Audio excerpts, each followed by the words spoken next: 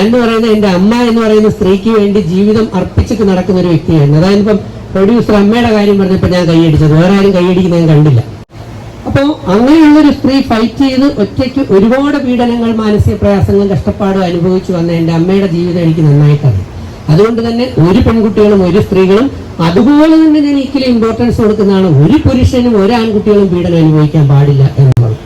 പലപ്പോഴും സ്ത്രീകൾക്ക് നിയമസംരക്ഷണം ഉള്ളതുകൊണ്ട് പുരുഷന്മാരുടെ വാക്കുകൾ കേൾക്കാനോ അവർക്ക് വേണ്ടി പറയാനോ മുഖ്യധാരയിൽ പലപ്പോഴും ആരും ഉണ്ടാകാറില്ല.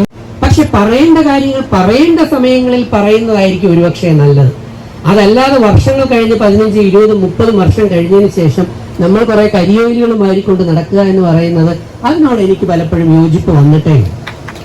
ഞാൻ പാഷൻ മൂത്തിട്ട് ഇറങ്ങിയ ആളാണ്. ചിലർ എന്നെ വട്ടെന്നും വിളിക്കാറുണ്ട്. നേരത്തെ പറഞ്ഞതുപോലെ ചില പറയാം അങ്ങേർക്ക് തലയ്ക്ക് സുഖമില്ല എന്ന്. പക്ഷെ നാളെ ഒരു നാഷണൽ അവാർഡോ ഇന്റർനാഷണൽ അവാർഡോ എനിക്ക് കിട്ടിക്കഴിഞ്ഞാൽ